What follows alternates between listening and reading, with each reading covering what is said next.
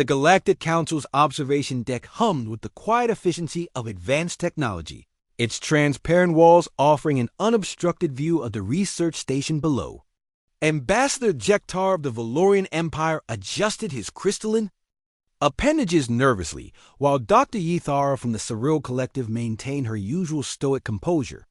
They had been monitoring the human research facility for 3 standard cycles now, documenting what they initially believed will be another example of humanity's reckless disregard for established xenobiological protocols.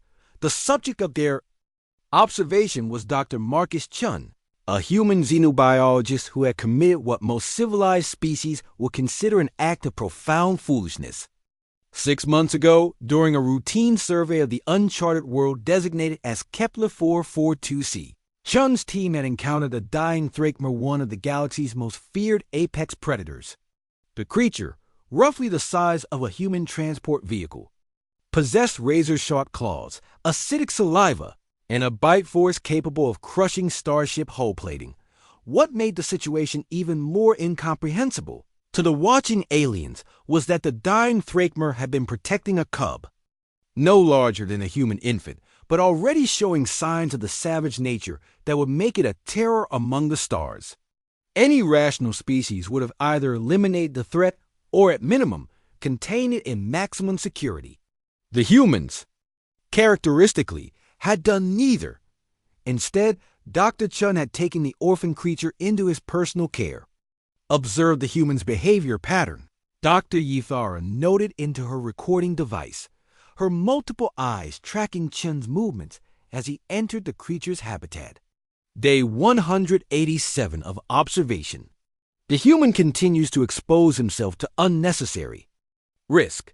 The Thrakmer cub, now significantly larger than when Chun had first rescued it, immediately bounded toward the human with enthusiasm that would have sent any other species fleeing in terror. Its claws, each the length of a human finger, could easily disembowel a grown Valorian warrior. Yet Chun simply laughed the sound the aliens had learned, indicated human pleasure, and allowed the beast to knock him to the ground. The biomechanics are impossible, Jektar muttered, his translator struggling with his species' concept of bewilderment. The creature possesses sufficient strength to terminate the human's existence, yet it exhibits restraint. What followed was even more confusing to the observing delegation. Chun produced a spherical object and engaged in what human researchers term play behavior with the deadly predator. The Thrakmer cub chased the ball with the same enthusiasm that should have been reserved for hunting prey, returning it to Chun repeatedly in what appeared to be a form of cooperative interaction. The human has somehow modified the creature's fundamental behavioral patterns, Dr. Yithara observed. This should be genetically impossible. Thrakmer are solitary hunters with no capacity for pack bonding or social hierarchy beyond basic mating protocols. But as the days turned to weeks and weeks to months, the impossible became routine. The aliens watched as Chen taught the growing Thrakmer to respond to vocal commands, to moderate its strength during interactions, and most remarkably, to protect rather than hunt other species. The research station's other inhabitants, humans and various allied species, moved freely around the creature that should have been there. Apex predator. The breakthrough moment came during what humans call feeding time. As Chun approached with the Thrakmer's daily nutrition, the creature exhibited behavior that caused every recording device on the observation deck to activate simultaneously. The Thrakmer, now standing nearly 2 meters at the shoulder, lowered its massive head and produced a sound that resonated through the station's hull. It wasn't the threatening growl the aliens expected, nor the hunting call documented in xenobiological textbooks. Instead, it was something entirely unprecedented, a complex harmonic that roughly translated across universal communication protocols as a single word: Father. The silence on the observation deck was absolute. Ambassador Jektar's crystalline form flickered with confusion, while Dr. Yithara's multiple eyes blinked in rapid succession, a sign of deep cognitive processing in her species. "This changes everything," Jektar whispered, his voice barely registering on the translation systems.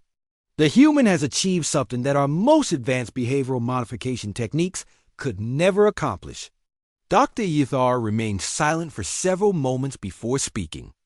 We have observed the human demonstrate no advanced technology, no genetic manipulation, no neural conditioning protocols. Yet he has fundamentally altered the nature of one of the galaxy's most dangerous predators through methods we can only classify as ... emotional bonding. As they watched, Chun's response to the creature's vocalization was equally remarkable. The human's facial features shifted into what their cultural databases identified as an expression of profound affection and pride. He placed his comparatively tiny hand on the Threakmer's massive head and spoke in the gentle tones typically reserved for offspring communication. "Good boy, Titan, good boy." The implications were staggering. Humanity, which the Galactic Council had long considered a chaotic and unpredictable species, had demonstrated an ability that transcended conventional understanding of interspecies relationships. They had not conquered the beast through force, not controlled it through technology, but had instead formed the bond that transformed predator into protector, monster into family. Over the following months, the observation team documented increasingly remarkable behaviors. Titan, as Chun had named the Threakmer, began exhibiting protective instincts toward not just Chun, but toward all inhabitants of the research station.